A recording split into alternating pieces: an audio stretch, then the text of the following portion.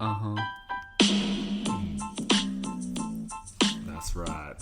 Like biscuits. Straight out of the oven. Gobble damn cookies up, yo. Word. Gotta have them bickies. Cookie Monster rates us.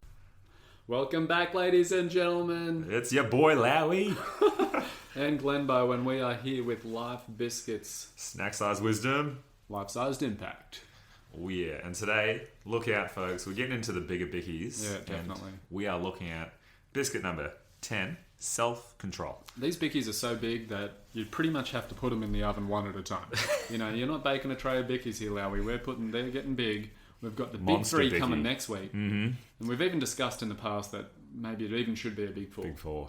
You know, but self-control, as you mentioned, today, don't leave your seats, folks. Oh, absolutely because this one gets my juices flowing. Yeah, and me too. I mean, I think like it's something that's so much more important than, you know, preparation. Like if we have people who are more self-controlled, then the world's going to be a much better place as opposed to everybody being more prepared. And not that being prepared isn't important. It's an important bicky. It is very important, all right? But in terms of the bigger returns and the outcomes, self-control. Come on, guys. People who are well prepared, it is reasonably common. Yeah. All right. And we'll speak a bit about this today, is being uncommon. And it's uncommon to see someone who is completely or almost completely, we all have our moments. Yeah, we do. But in control. So, yeah, we think we're going to hit you with some good stuff tonight. We're going to try and aim for 40 minutes. Yes. We realise we just love it so much that sometimes the last couple of episodes have, you know, gone on to that hour spot. And for you guys at home, let's just keep it to 40 minutes, Larry. Yep. Let's really gun in on that one. So We'll do our best. definitely. Hit us with our Life Bickies definition.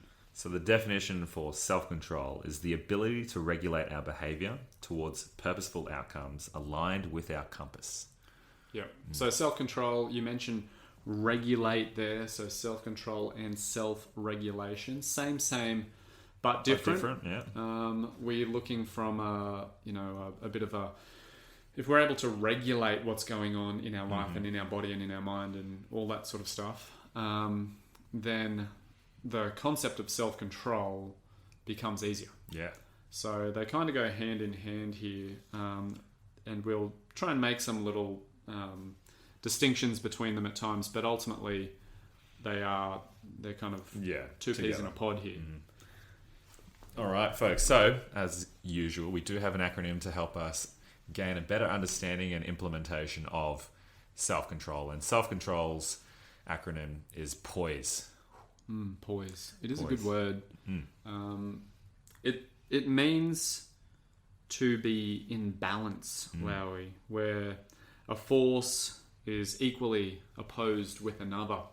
Yeah. So that there's sort of some nice balance. Balance is key in everything, right? Yeah, for sure.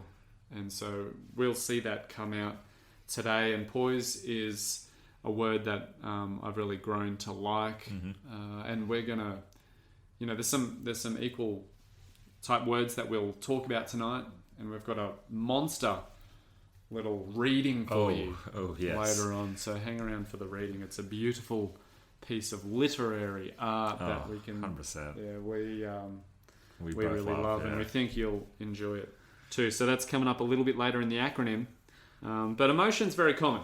And this one's all about emotion. In the past, we've talked about discipline, all right? And we know self-control means if there's a chocolate bicky there, I need the self-control to not eat it, especially if it's my 8th one. And I'm leaving 1 of the Tin Tan packet. I believe there's 9 in a packet. But we're going to focus more on the emotion here rather than necessarily like controlling those impulses of behavior toward, you know, an indulgence.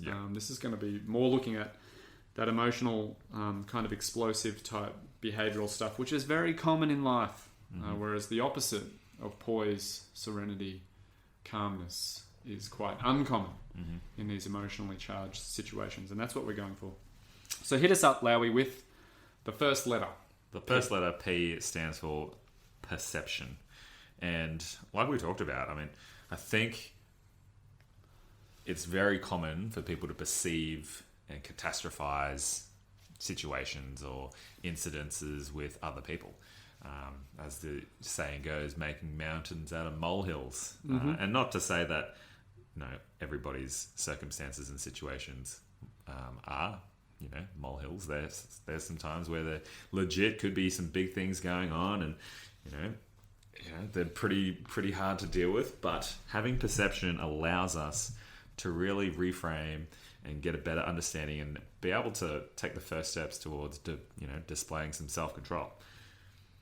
Yeah, I think again, when we talk to kids at school about issues that they might be having, usually, as we know, lots of interpersonal issues. Man, perception is so key to it, because kids just, the way, we've talked about this before, the stories that people tell themselves are what, come to fruition in their lives and what they really believe in, and they'll find evidence for in their environment, and it's kind of that confirmation bias that they'll just say, this happened and they looked at me that way. That reaffirms the story I'm telling myself that they feel this way about me. And then it's just a positive feedback loop that feeds and feeds into their little, reality that's not actually real. For sure. Even worst case scenario. So, the story I've told kids before, and I've seen this one happen, and that's why I use this one. Once we talked it out, a kid was walking towards another kid, and they saw them, and in one kid's mind, there's a rift between them, and the other kid who's walking towards them kind of sees them, but let's call them person A and person B, so we know you can picture it in your mind here. Person B thinks there's a rift between person A and person B. All right? And they see person A walking towards them, and person A appears to be looking at them. But in person A's mind, they're just looking straight through. They've got something on their mind, right? And they just remember something, or they turn around. Yeah. All right? They turn around and walk the other way. And in person B's mind, this confirms their story. Yeah. That there is a rift between us. Person A does not like me. That's it. Yep. And now person B is going to go to a person C and D who are sitting over nearby and say, person A, blah, blah, blah, person A. And then person C and D can say, oh, did you hear what person A did to person B? Ooh, okay. Now, if we look at person A, all right, person A was walking along and was daydreaming, as you said, and remembered that they hadn't actually paid for something that they needed to pay for at the P&C shop. Oh, damn, got to go to the P&C shop. And suddenly turned around, went back to where they were going and went and paid this thing. Didn't even see person B. And so this issue played out, as you can see, like person B was like, this has happened. And in their mind... Oh my God, our friendship is over. Like, for sure. We've got a primary school together and now it's broken it's all over.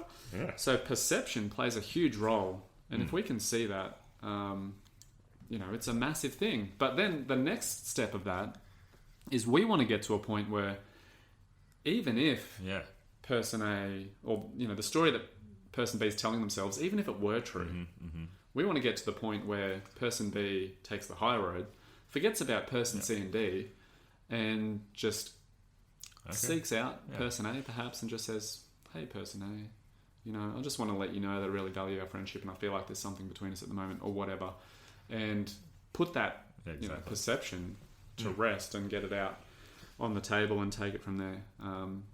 We say other people's opinion of us is none of our business. None of our business. People can have their opinions about us.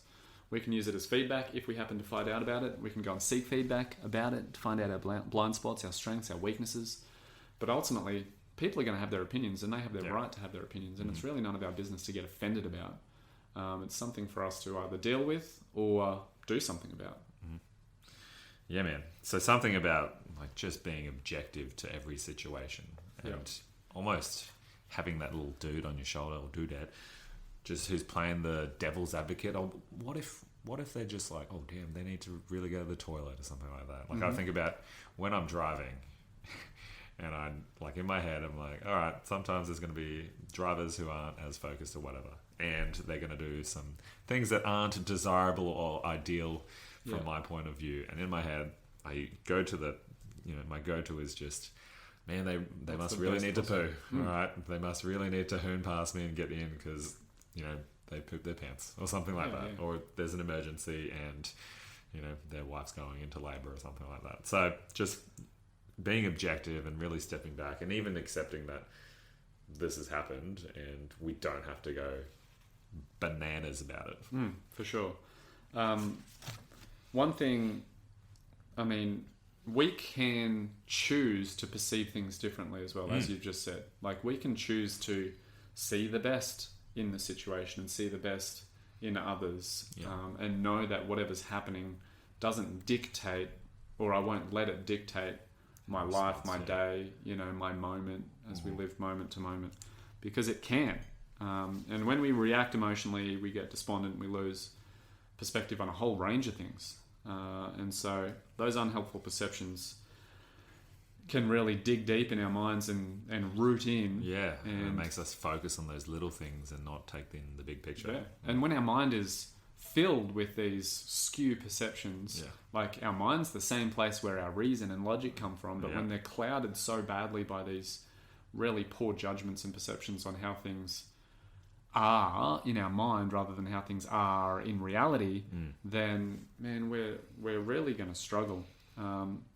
So another P, we're talking about perception here, but getting a bit of perspective on things as well, I think is really important. Yeah, and once we've fully got that perspective, we can fully accept it. Like, we can't move on until we fully accept the situation. If we're continually living in, like, perceiving this incident, it's going to just continue to feedback loop and cloud our judgment, like you said, and we will be stuck in that little purgatory, where we cannot move on. Yeah. And right action follows right perspective. Right holiday. Yeah, for sure, definitely, absolutely. And if we have a perspective on, like, person A, person B story, if we have the wrong perspective, like person B had, wrong action is what follows. Exactly. And the negative feedback loop in that instance, and the snowballing effect of things getting worse and getting to crisis point in that relationship is what ensued, rather than changing your perspective, flipping your perspective, deliberately choosing what is the opposite of what I'm choosing to focus on right now. Like, that's such a cool question that you can put across any area of your life. What if I choose the opposite of the way I'm behaving, or the way I'm acting, or the way I'm going about this relationship, or the way I'm seeing this problem? What if I did the opposite? What if? I love that question. What if? Yeah, cool. So that's P. That's P. It's perception. Perception. Yeah, definitely. And it leads a good little segue to our second letter, which is O for poise. It stands for obstacle. And we've got to start looking at all of these incidences or things in our life that cause us, angst or anger, right, as growth opportunities for us to grow. Right, obstacles are there, and sometimes in life they help us grow. Like, we can choose to go through them, over them, under them, around them, and when we go around them, we learn different things, see a different route. The journey of life is where it's at. It's not the destination. Ain't that right? Yeah, absolutely. We mentioned at the start of the episode emotions, right? And emotions are so common, and emotionality is common. And losing control of emotions is common, and negative effects that come from emotions is common. And obstacles make us emotional. Wrong perspectives make us emotional as well, but obstacles make us emotional. And if we can't keep those emotions in check, the obstacle is going to dominate us. Yep. The only way we can grow through the journey of the obstacle, all right, navigate the obstacle and all that sort of thing, is to absolutely recognize the emotion that's there, for sure. Like, we're not saying it doesn't exist. The emotion's there. But then to keep it in check and not let it dictate our behavior.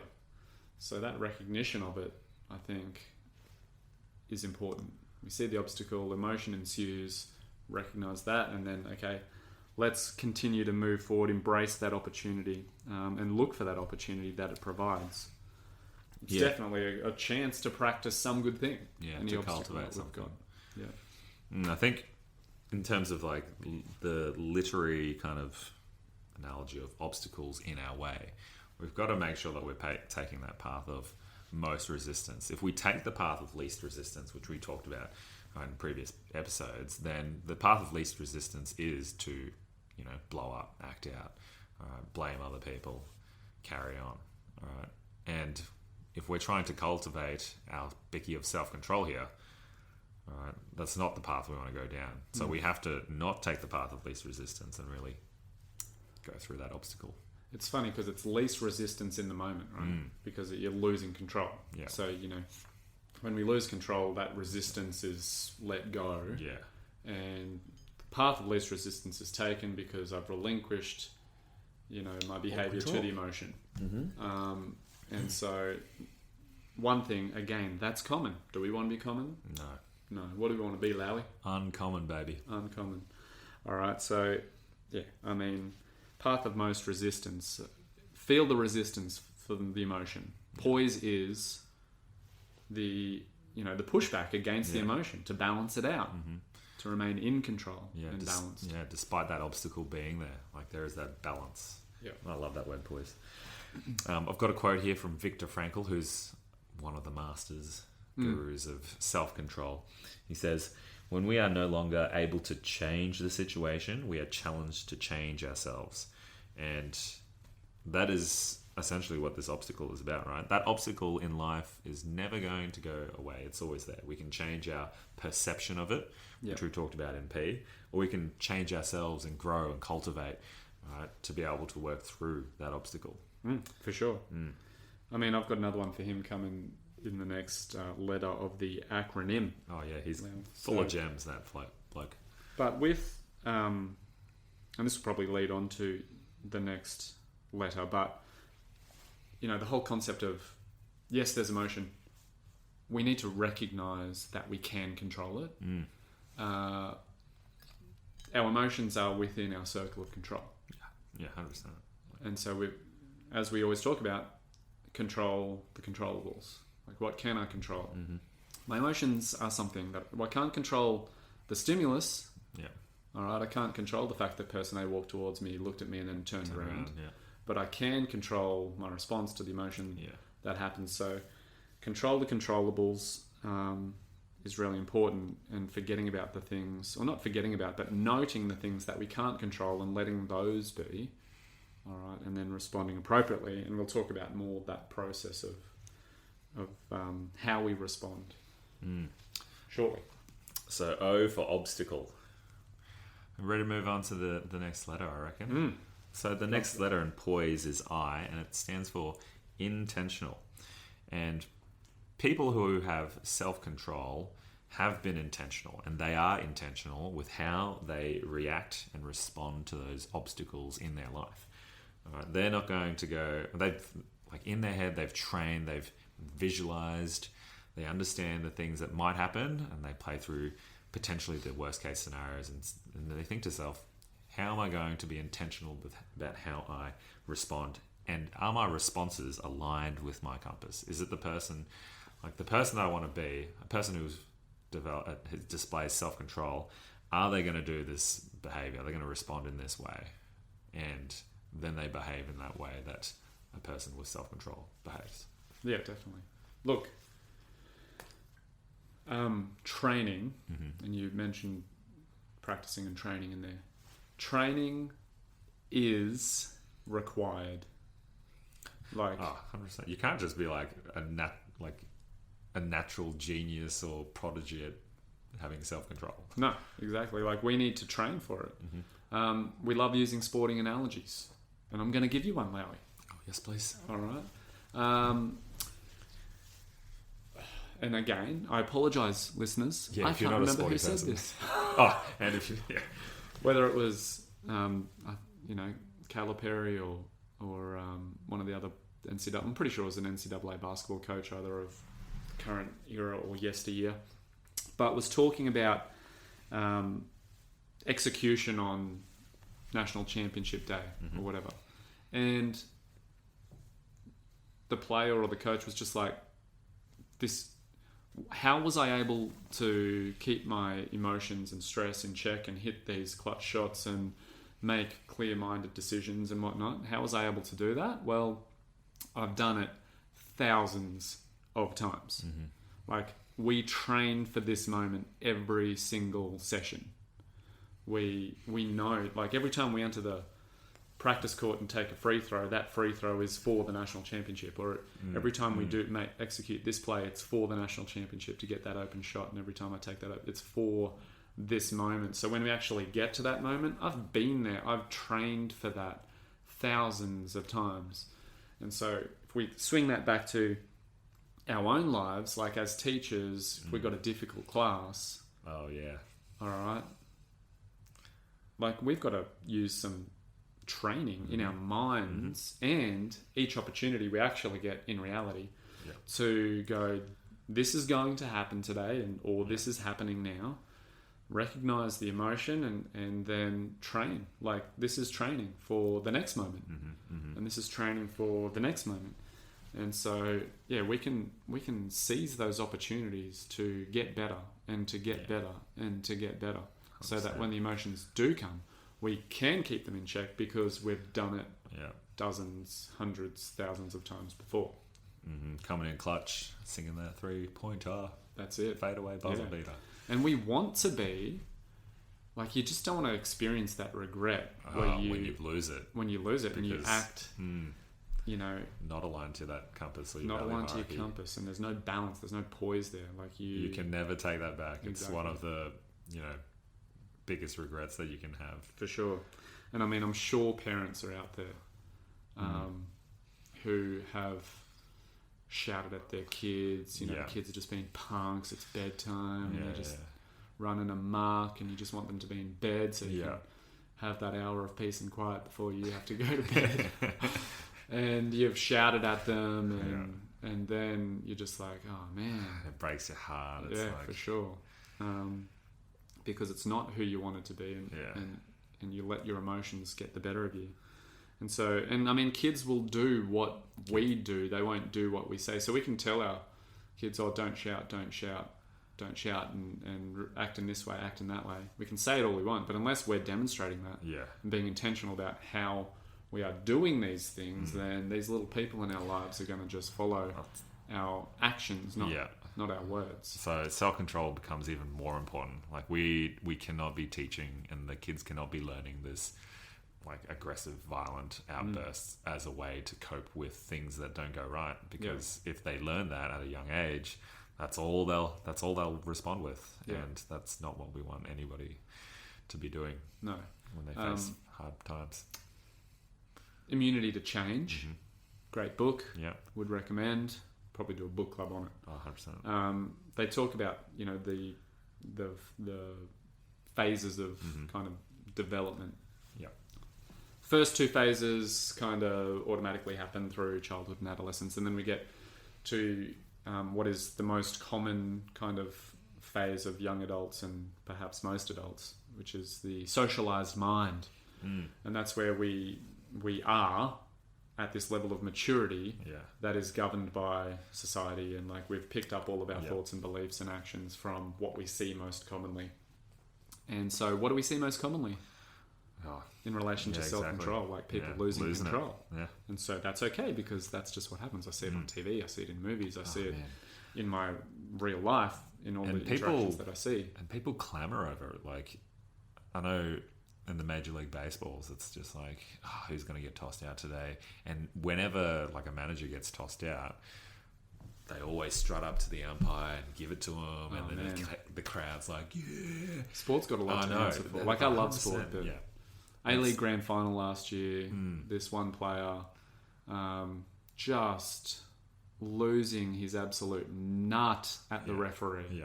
Like, swearing in his face, like, just pure outrage and anger. Just vile hatred. It was so bad. Like, I was shocked and appalled. And I just thought I'd jump on Twitter to see, like, everyone's going to be outraged at this guy. And there was a couple of people who were like, that's disgusting behaviour. And everyone was like, nah, man, that we need more of that. You know, it shows that he's passionate. And I'm just like, holy cow. Like, people are willing to just sacrifice. Obviously, I don't know whether they've gone through their own little compass in their minds, but damn, people are more than willing to lose their bananas about sport and just destroy somebody and just leave a poor legacy. And then we see kids shouting at refs and wonder why. Exactly. Like, seriously, far out. Anyway, the next stage, is the self-authored mind. And that's where we move beyond that and realize, wait a second, I don't have to conform to these kind of norms, but I can govern my everything pretty much in my life. And there's a phase even beyond that, the self-transforming mind, from what I recall.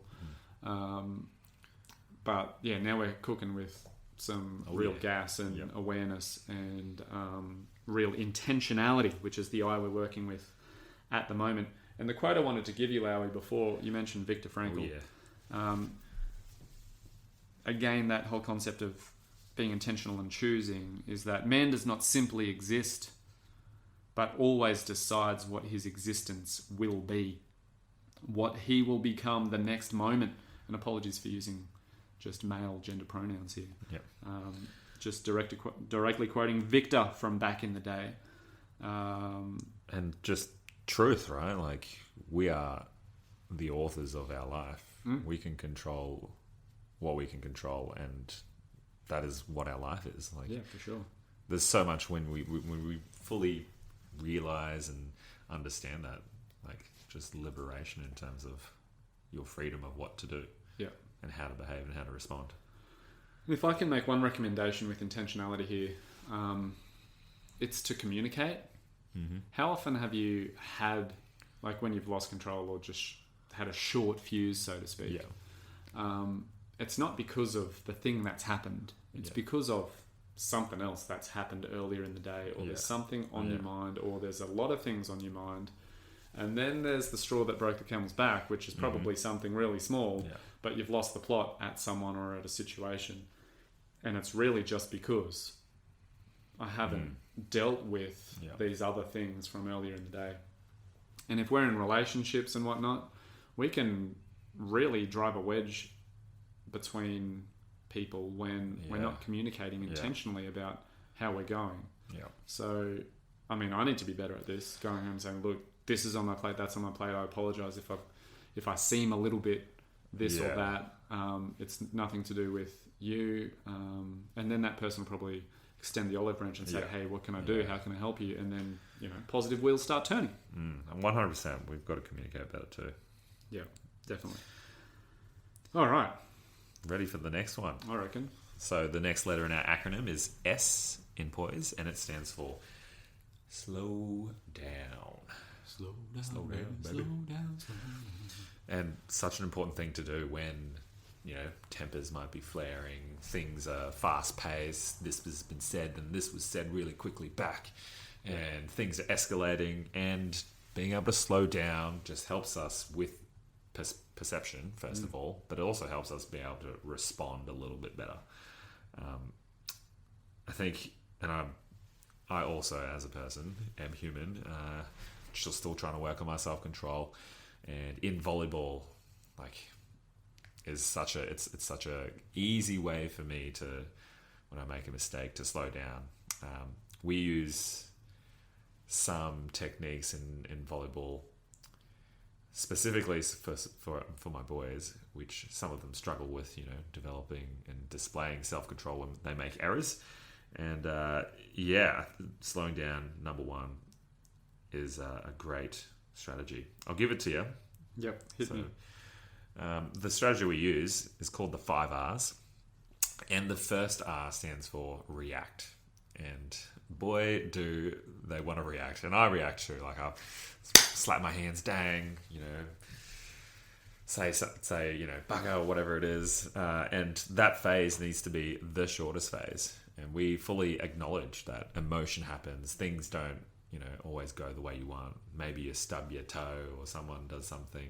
And we're allowed to feel emotion. But we need to behave and respond to that, incident a little bit better, a little bit more productively. So I think with reacting as well, obviously don't overreact.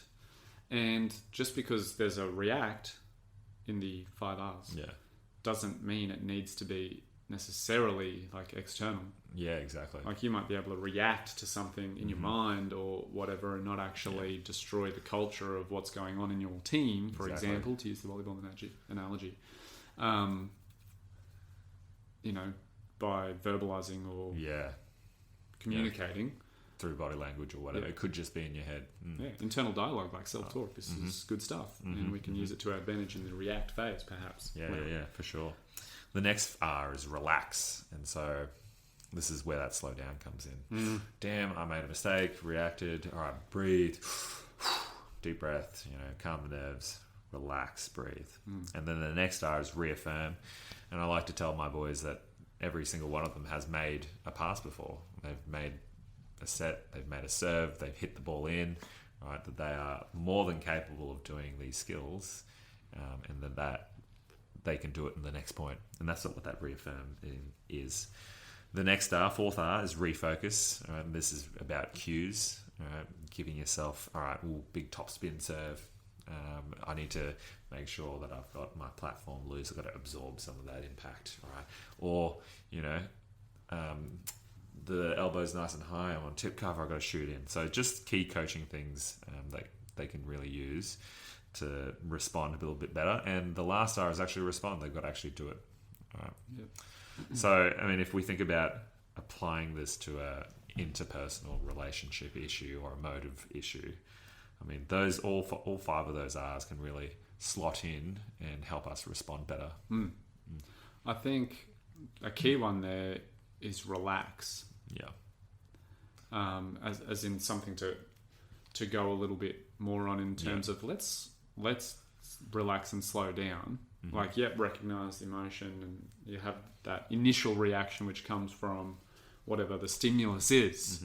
But again, as we've mentioned many times, we've got the space then after the stimulus before we choose the response. It's the last stage, the response. So you talked about breathing and you went deep breath. Oh, yeah. I didn't realize how poorly I actually breathe. Yeah. And in tense situations, when I think of my breathing and I just suddenly notice it, it's so shallow and if we can get more oxygen in our brains by breathing deeply, we can function better, and then we can respond better. So breathing, 100%, Martin. I've been doing it a lot more recently in the last, pretty much since we started Life Bickies recording the podcast, just really working on my breathing, because we were talking a lot about meditation, and oftentimes there'll be crosses on my habit tracker for my meditation. So I've just been like, okay, cool, I'm not going to necessarily dedicate half an hour to meditation, but I can do it at any moment just through some taking that time, slowing down in what I'm doing, whatever it is, and taking some deep breaths. Mark Devine, he's an ex-Navy SEAL and wrote a book about his skills that he kind of learnt as a SEAL, and one of them was breathing. And I mean, these guys train for breathing explicitly over months and months and months, and here we are just going, it's just automatic. So, but I mean, if you think about what deep breathing will do for us, there's obviously more oxygen coming in, our senses get a little bit physiological stuff. There's things going on when we breathe deeply that are going to help us to control and be clearer about what we're about. So breathing, and what I do at the moment is just 4 seconds in, hold my breath for 4 seconds, and then really quite a long sort of 4 to 8 second exhale. And I'll just kind of repeat that. And even Josie the other night's like, oh, Dad's breathing again. And so again, they were not necessarily going to bed on time, and I was just like, uh-oh. And Josie's like, oh, Dad's breathing. He's better go to bed. Better go to bed or whatever. So I think that's a super cool skill. And the other thing I want to mention is is taking the time, like not being afraid of silence and pauses, and not needing to respond straight away, but letting some of that reaction happen internally or whatever, and play out use the relaxation techniques and let that happen over some time. It doesn't have to be an instant response. We've got time. Yeah, I mean, you don't want to respond quickly and regret your response. Like, you only get one chance to say something that is meaningful. Like, if you say something that's hurtful, you can't ever take that back. No, so exactly. Take your time. It's like, I heard a parent give this example. When you squeeze out some toothpaste, it's like your words. It's really hard to put them back in. Oh, true. Can't take that back. And they say, sticks and stones will break my bones, words will ever hurt me, but bones will recover. Whereas sometimes the words that we speak are never really ever forgotten or forgiven necessarily by others. So we've got to be so careful with this thing, and that's why self-control is such an important bicky. For sure. And slowing down, big part of it. And it links to perspective as well. Oh, yeah. Because when we slow down, we can take that step back, and we can try and see things from different perspectives. Like, what's the perception that this person might have? Take that time to seek first to understand, and go through that kind of explicit dialogue in your mind to try and control things and respond a little bit better. Yeah, man. For sure. He who treads lightly goes far. That's one of my little mantras. Yeah. Yes. And I think we've said another one. Slow is fast with people. So go slow. For sure. Absolutely. Slow down. Yeah. Fast is slow. Fast is slow. Slow is fast. Smooth is fast. Another skill is obviously being able to kind of compartmentalize. If I do have something going on at work and I come home, I want to explicitly communicate to Haley, for example, and again, I'm not great at it. This has happened at work, and I'm just going to put it away. But I'd love to talk about it later or something like that, and so that you can go into your next phase of your day and know that it's been put away. And that it will be addressed. Will be addressed later, and we can do the work to get it addressed later. So compartmentalizing and kind of putting that stuff that can affect our emotions and the way we respond and react to people, we can put that away for later, and explicitly actually knowing that you're doing that is the key to making it happen. Because in your head you're like, I'm doing something about it, as opposed to I'm not doing something about it, I need to respond straight away, I got to respond. Exactly. For sure. All right, the last letter, and I love this one. It's exception. We have to be the exception. We have to be uncommon. Absolutely. Amongst the uncommon, David Goggins.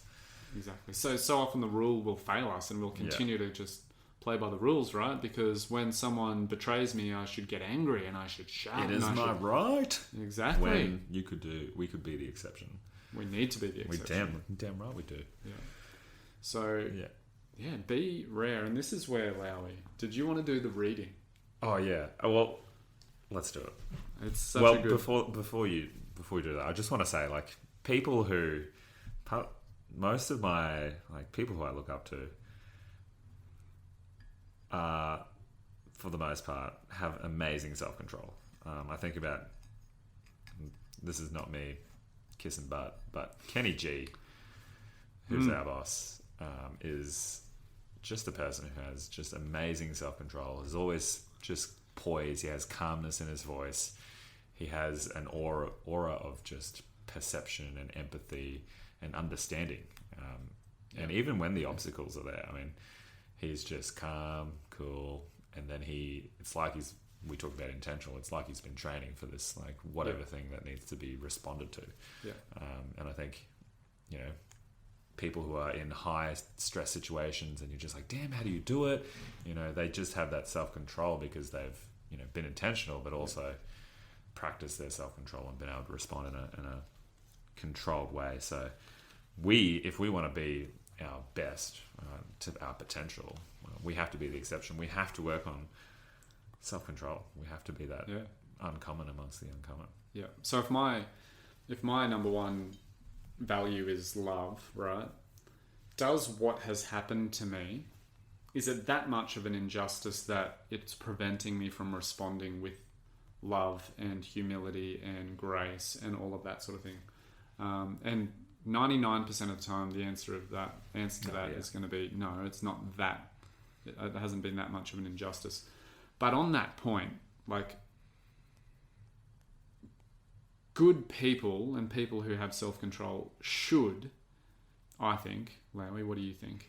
Should respond with emotion about issues of injustice to others or humanity or whatever. Like, we should get angry about, things that really matter, not like things that really matter. You know, you hear about what's happening around the world and massacres and genocide. Yeah. And, like, we should get and sex trafficking and all this stuff. Like things that, in the grand scheme of things, to be angry at. Like, the way someone treated you is nothing compared to like the suffering of whole communities and races and ethnicities. Definitely, and that should, definitely bring out some emotion in us. Anyway, I mean, that's a whole another basket, which could definitely go. All right, let's hit into this reading. It's by James Allen. As a man thinketh. Now, people, just listen in. Lowy's going to give you some of his. Do you just want to read? Yeah, mate. Lowy's going to get his good deep voice on here, people. This is what we're going to finish with before we get into the dunk. We're at 40 minutes at the moment. And it's James Allen. As a man thinketh. Serenity. Calmness of mind is one of the beautiful jewels of wisdom. It is the result of long, patient effort in self-control. Its presence is an indication of ripened experience and of a more than ordinary knowledge of the laws and operations of thought. A man becomes calm in the measure that he understands himself as thought-evolved being. For such knowledge necessitates the understanding of others as the result of thought.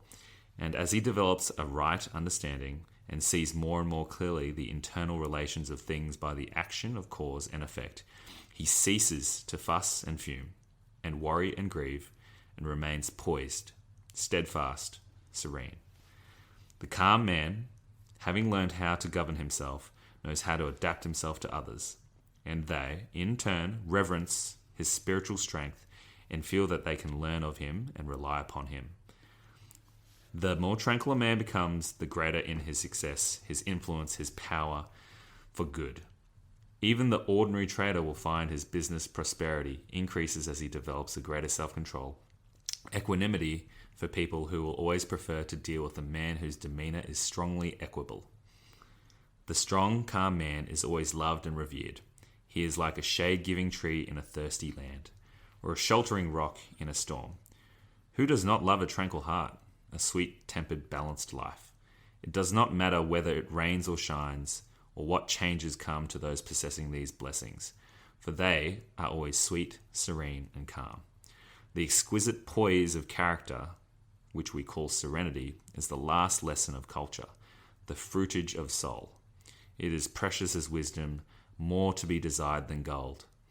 Than even fine gold. How insignificant mere money-seeking looks in comparison with a serene life. A life that dwells in the ocean of truth, beneath the waves, beyond the reaches of tempests in the eternal calm. How many people we know who sour their lives, who ruin all that is sweet and beautiful by explosive tempers, who destroy their poise of character and make bad blood. It is a question whether the great majority of people do not ruin their lives and mar their happiness by lack of self-control.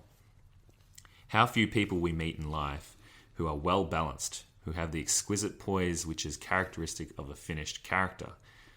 Yes, humanity surges with uncontrolled passion and tumultuous with ungoverned grief, is blown about by anxiety, doubt, and the wise man, only he whose thoughts are controlled and purified, makes the winds and the storms of his soul obey him.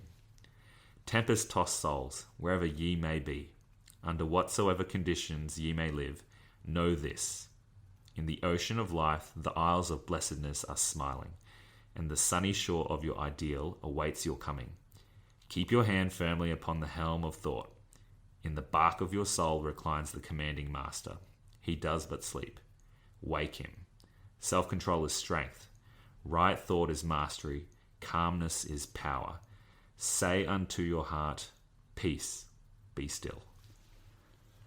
Oh, wowie. It seems to just get better, that thing, the further you read into it. The strong, calm man is always loved and revered like a shade-giving tree in a thirsty land.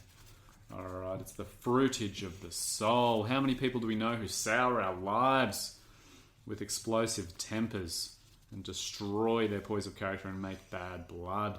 Oh, man. I mean, it just paints, like, when I think and listen to that, it just paints, like, just vivid imagery of like soul and, you know, just understanding of what self-control is. Yeah, for sure.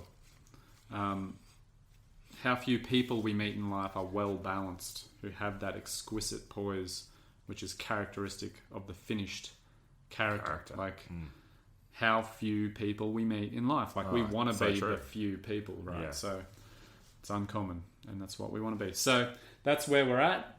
We've just got a little dunk. Pretty quick. Yep. First of all, I mean, I think breathing that you talked about is an easy thing to work on, to slow down with. But forecasting your day and we talked about training, really finding opportunities where you can train to visualize and practice your self-control, all right, is the dunk. Yeah. We've got to train it like we're going to practice and practice and practice to work on that self-control, right, and grow from every opportunity. Yeah. And that's how you develop self-control. For sure. Amen. All right. I think we need to definitely be intentional about how we go about our days and know that emotion's going to strike pretty much every single day. Yeah. And we want to be able to control that emotion, regulate ourselves frequently enough so that we don't have to, you know, rely on having to dig deep to go. Yeah, like we've just got strategies in place. We've practiced. We've been there before. We know that this is going to happen, and this is how I'm going to respond because I've practiced it and I've been there in my mind, and here I am in the moment. Cool. Yeah. It's been wild. Thanks for joining us. We're in the 40s. Oh, 47. Look at us go. It's okay. It's okay. All right. And I mean, looking forward to next few episodes, the big three, man. The first week of the big three. Oh yeah. Next week. So stay tuned, people. Join us at the social medias. Please do sign up to our email list. Yep, you can check that out on Facebook or on the website. So please whack your email address in there. Yeah, lifebiscuits.com. Yeah. Otherwise, we will see you. We hope you have a wonderful, controlled week. Peace. Peace. Be with still. you. We're out.